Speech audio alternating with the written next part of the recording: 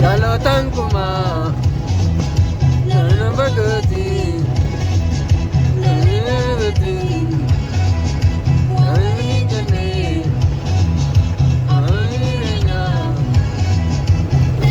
agati nani jane abdi girenya jalalle ne opa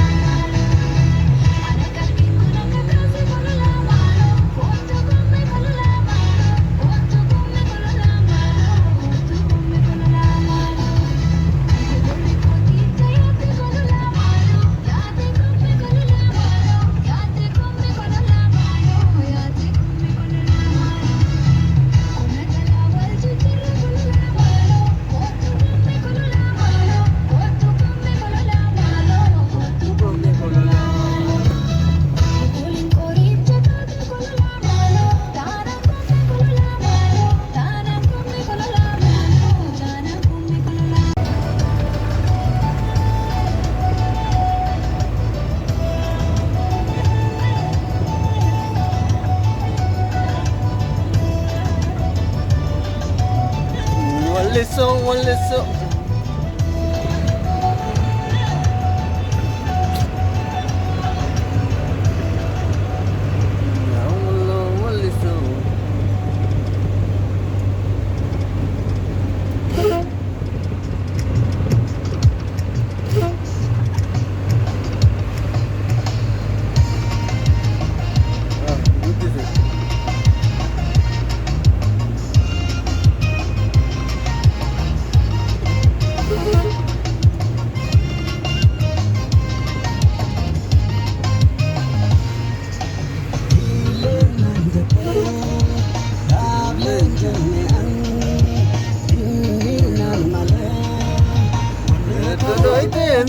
jalalani onne da onne gamuzi garaju todian ile nanjate avlen jennan ni namale ne taraite mi te jalalani onne da onne gamuzi garaju todian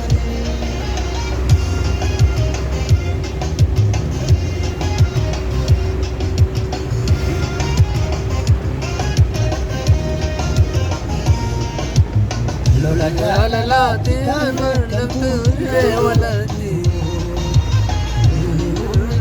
amma yakatu namandir ko asotu marta suira dante sikalaktu ikele jama undambo jite arkakaltatu ale muntara namandir tu lul jatera ale rufatu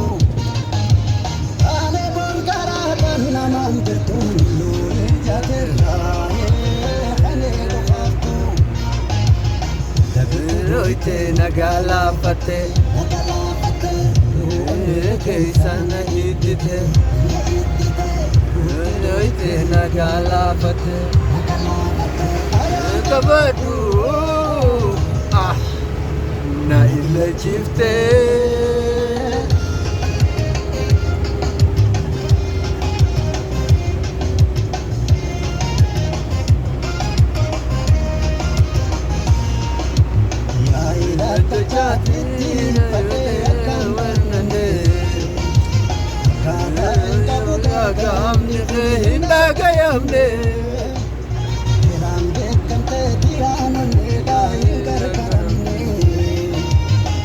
Ula iya pona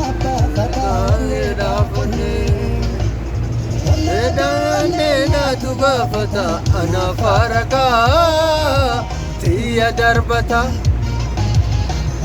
Tune na dubafata ana faraka tiya darbata Tantana site Yana gibir narute Yana gibir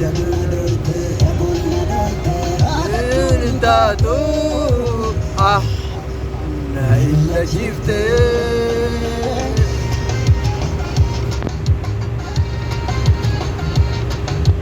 Akkasa duwwaadha inni yeroo sana kan deebite ergas deebi'ee immoo kunoo amma hojii aartii akkamii maarra jirta? Hojii aartii amma ergan itti seene sirba tokko gadhiiseen jira. Baleedha. Sirba jaalalaati kan hin gadhiisee jira. Haa ta'u jaalala barbaachisaadha bar mee irratti mataa mashii irraa. Mataa isaa. Nu sagaleessi achi lala uummata lala.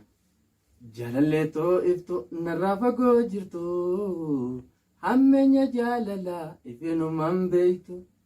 Iftoto ibsitu yanura jaalalaa jaalalti naan ture badheeraa barbaada jaalallee too iftu narraa fagoo jirtu hammeenya jaalalaa ifinumaan beektu iftoto ibsitu yanura jaalalaa jaalalti naan ture badheeraa barbaada.